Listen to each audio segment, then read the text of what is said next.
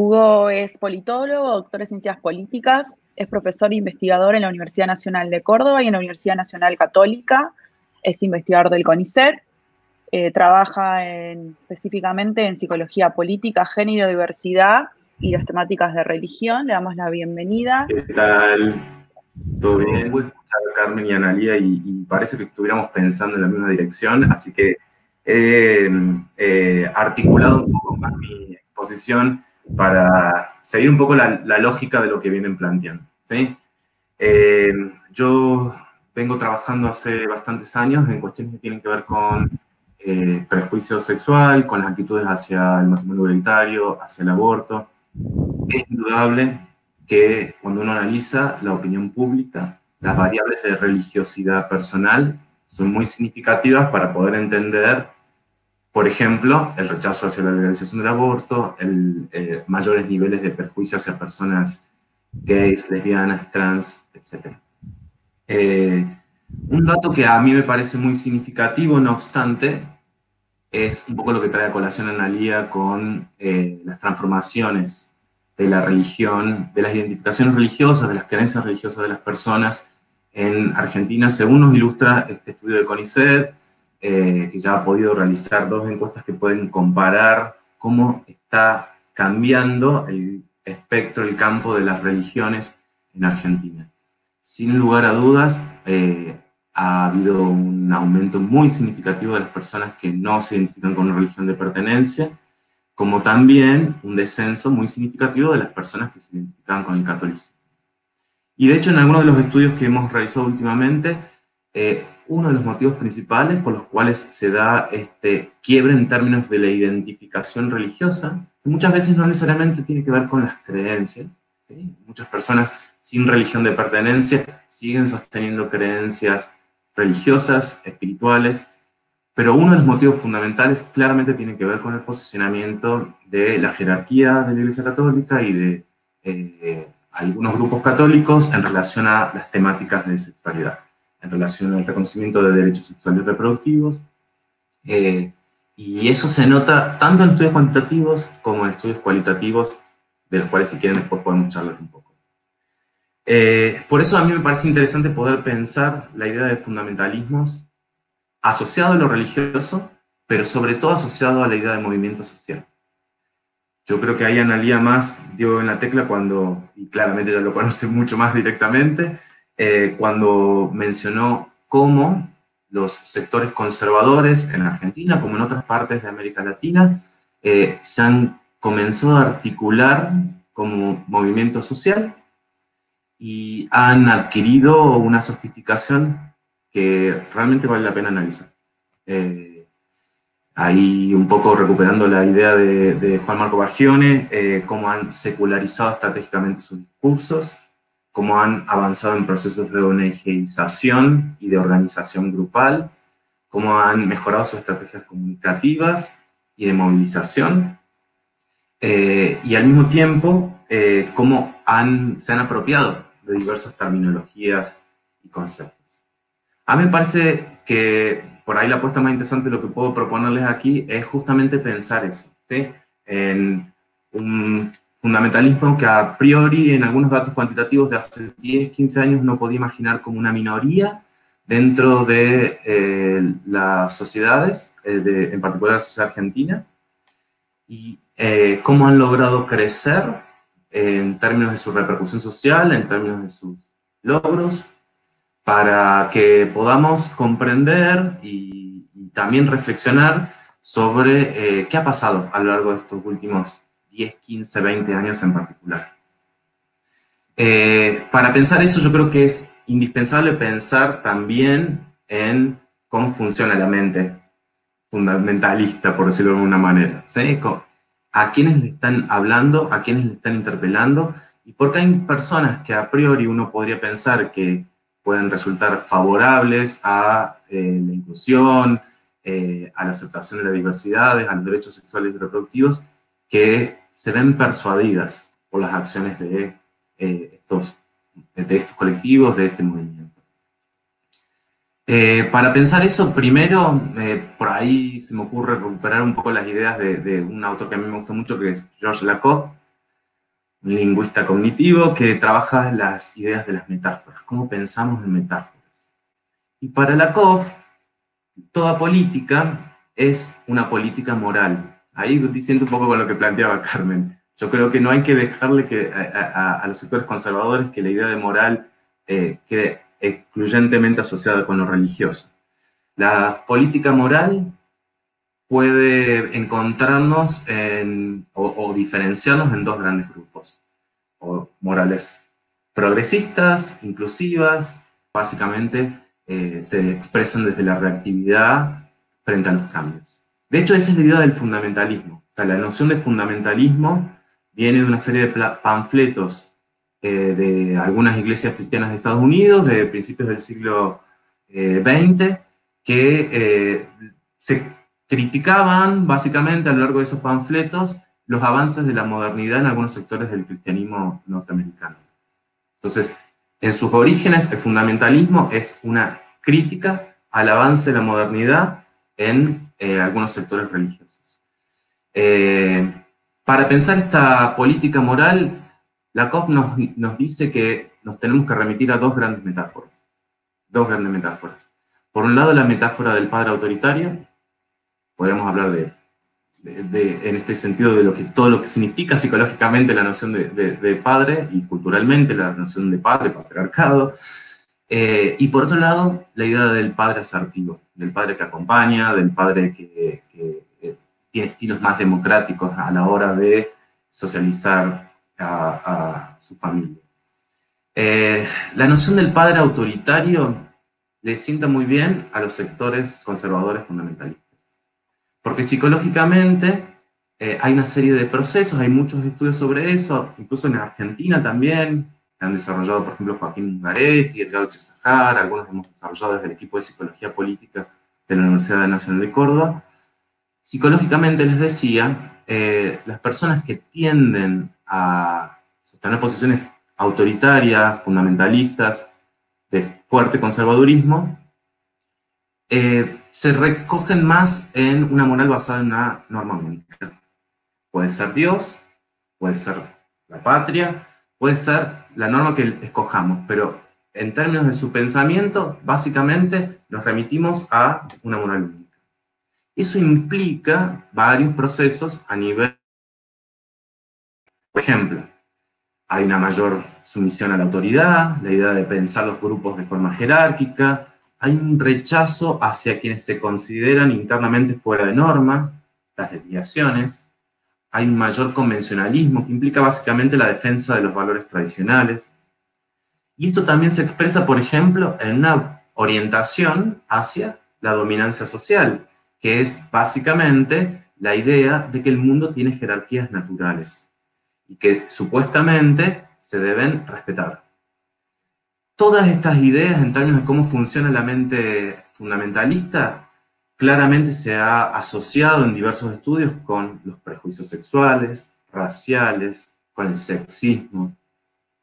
Podríamos explicar toda una serie de manifestaciones de rechazo hacia las fueras de norma, la crítica a los cambios en los valores tradicionales a partir de esta mentalidad. El problema básicamente es que no podemos pensar la política moral solo en torno a estos dos extremos. El desafío y el problema es que la mayoría de la sociedad es biconceptual, está ahí en el medio, ¿sí? A veces se va a sentir atraída por los discursos del padre autoritario, a veces se va a sentir atraída por los discursos del padre asertivo. Y eso es un desafío para los propios movimientos sociales, las organizaciones sociales, para los activismos. Claramente ustedes, la mayoría de ustedes lo saben mucho mejor que yo, que le ponen el cuerpo a la situación, donde poder persuadir al otro, poder acercarlo a nuestras posiciones, poder hacerlos aliados, aliadas, acompañantes de nuestras causas, implica un notable esfuerzo. Y por eso me interesaba reflexionar sobre un poco las estrategias que han utilizado los movimientos sociales conservadores de base religiosa en Argentina para lograr persuadir a estas personas que están ahí, en el medio de estas dos metáforas. Una primera estrategia tiene que ver claramente con la organización. La ONGización del activismo autodenominado Pro Vida, Pro Familia ha sido muy bien estudiada por ejemplo, José Manuel Morán Faúndez, pueden buscar sus textos, por Angelina Peña de Fago. Ha habido un crecimiento muy significativo de la cantidad de ONGs autodenominadas Pro Vida o Pro Familia, o que recuperan la causa Pro Vida o Pro Familia, aunque sea de forma indirecta. La ONGización les permite acceder, obviamente, a también recursos económicos, recursos comunicativos, es una referencia de autoridad para poder hablar en el espacio público, y al mismo tiempo les ha permitido avanzar fuertemente en estrategias de articulación. Esto es clave. Es muy difícil pensar hoy el movimiento conservador de base religiosa en Argentina sin remontarnos a la instancia de las luchas por el matrimonio igualitario y a los aprendizajes que obtiene el movimiento conservador de esas instancias. Uno de los aprendizajes fuertes tiene que ver con la articulación. Se crea la Red Federal de Familias y a partir del 2011 hay un congreso anual de la Red Federal de Familias en donde se articulan estos discursos, se articulan las estrategias, se vinculan los diferentes grupos, se socializan a nuevos activistas. La Red Federal de Familias, para que se den una idea, como de una u otra forma representa también esta mentalidad autoritaria en términos psicológicos, ha sostenido sus principios innegociables del 2011, que son el respeto y la protección de la vida humana en todas las etapas de la concepción y hasta la muerte natural, es decir, el rechazo al aborto, a la eutanasia, a la fertilización asistida, la estructura natural de la familia fundada en el matrimonio de un varón y una mujer, abierto a la transmisión de la vida, básicamente el rechazo a cualquier expresión conyugal que no implique, digamos, el matrimonio heterosexual con fines reproductivos. El derecho y el deber originarios de los padres a educar a sus hijos conforme a sus convicciones morales y religiosas, es decir, una clara oposición a la educación sexual integral, y la procura y promoción del bien común como deber de gobernantes y gobernados. Estos 4 puntos se repiten en todas las declaraciones finales del Congreso de la Red Federal de Familias y son los puntos de articulación de organizaciones muy diversas, algunas vinculadas con iglesias evangélicas, otras vinculadas con grupos católicos, otras vinculadas con algunos grupos del nacionalismo de derecha, con el fascismo, con otros sectores conservadores. Son estos 4 puntos los cuales movilizan sus estrategias de acción en el país, al menos del 2011, en términos de su articulación. Ya Analía contó un poco cómo se ha ido sofisticando, por decirlo de alguna manera, los argumentos y las posiciones de los sectores conservadores en los debates públicos. No voy a hacer referencia a eso. También Carmen Colazo hizo referencia a la incidencia que han tenido crecientemente estos grupos en los foros de diálogo de la sociedad civil de, por ejemplo, la Organización de Estados Americanos, donde han logrado frenar declaraciones antidiscriminatorias que reconocen el derecho a la legalización del aborto, entre otros temas. Ese punto creo que es clave. El trabajo geopolítico que han logrado hacer como movimiento social conservador es muy significativo. No solo a través de las instancias transnacionales a las cuales refería Carmen, sino también a través de las instancias locales y provinciales. Es muy difícil incluso explicarnos, por ejemplo, la emergencia de los candidatos celestes en las últimas elecciones sin pensar el rol que han tenido los activismos en diferentes localidades del país, sobre todo en el NEA, en el NO y en algunas regiones del centro. Como me doy con todos los gustos, me puse a rastrear cuáles ciudades y provincias en Argentina se habían autodeclarado pro vida, y en algunos casos pro vida y pro familia, que ha sido una estrategia también que han utilizado estos actores para movilizar base social, para formar grupos locales en muy diversas locaciones y para poder incidir en el espacio público. A priori uno podría pensar que no tiene ningún sentido la declaración, por ejemplo, de una ciudad o de una provincia como pro familia o pro vida, porque básicamente sería una declaración antiderechos que vulnera un montonazo de derechos que están consagrados en tratados internacionales, en leyes nacionales, y que por ende no tendría razón de ser. Yo me quedaría con el aspecto simbólico y de socialización en los activismos de base local que esta estrategia ha significado. Desde el 2011, fíjense, después de la aprobación del matrimonio igualitario, y por una convocatoria de la Acción Católica Argentina que declara el 2011 como año de la vida, un concepto también totalmente apropiado por los sectores conservadores, comienza a realizarse un movimiento en diversas ciudades del país para que los consejos deliberantes las declaren pro vida. Desde entonces hasta la fecha, lo que he podido contabilizar, seguramente hay más, ¿sí? Lo que he podido contabilizar, porque la verdad es que hay que entrar a los registros prácticamente de cada una de las ciudades y los diarios provinciales. Hasta la fecha yo he contabilizado 69 ciudades que se autodeclararon pro vida por familia y 4 provincias. Estamos hablando, gente, de un trabajo territorial muy intenso.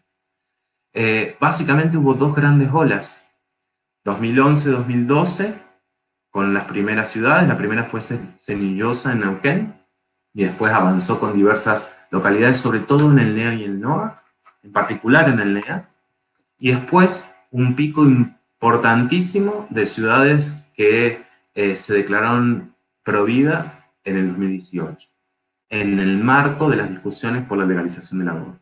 Fíjense si eso no tiene poder simbólico en términos de la movilización de las bases sociales.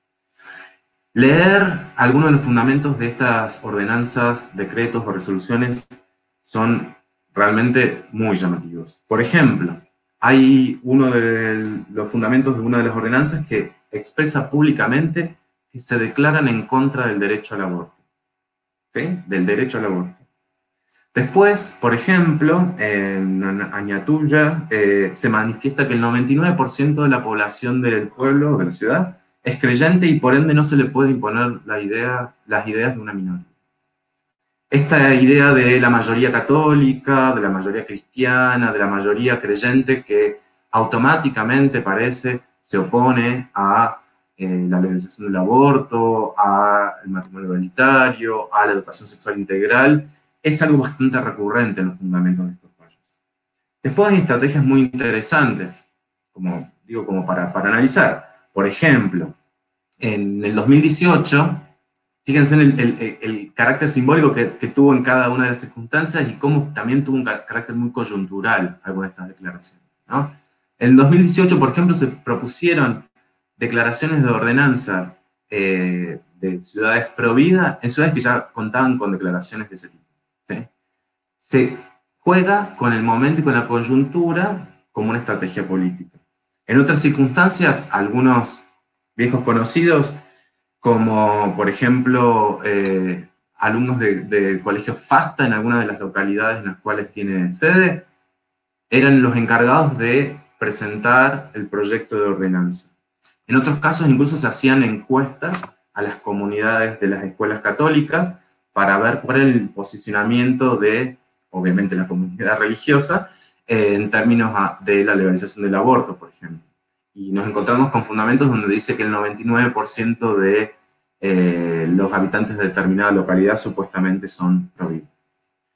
Lo llamativo también analizar esta experiencia, que insisto que es una experiencia que a mí me parece muy significativa en términos de lo simbólico, de la movilización, de la socialización de las bases, del trabajo geopolítico y territorial del movimiento conservador, es que las declaraciones se dieron en gestiones de todos los partidos.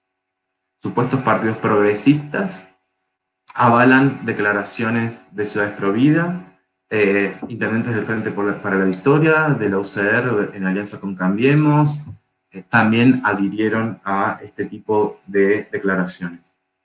En 2018, no obstante, me encontré con al menos 19 experiencias donde las propuestas de declaración de Ciudad Provida fracasaron en el camino.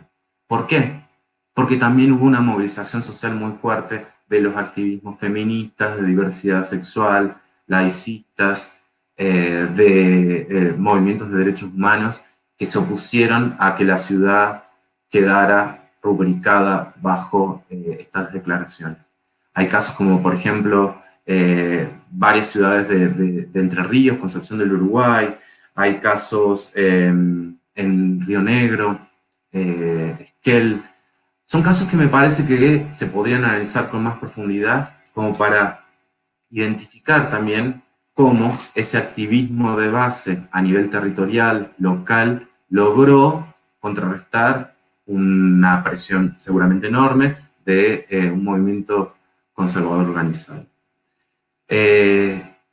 Un poco las ideas que le quería proponer es pensemos en cuáles son las estrategias del movimiento social conservador de base religiosa para avanzar en torno a sus demandas antiderechos, ¿sí? A su oposición a los derechos sexuales y reproductivos, a la implementación de la ESI.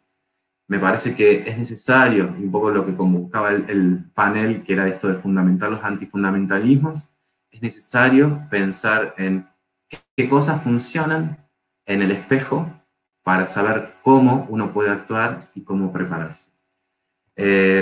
Si quieren, lo podemos charlar mucho más y mejor en la instancia de preguntas y respuestas, pero bueno, le quiero agradecer a Pau, a Vicky, a la gente que me convocó para participar de este panel, que es un gusto poder estar acá. Muchas gracias.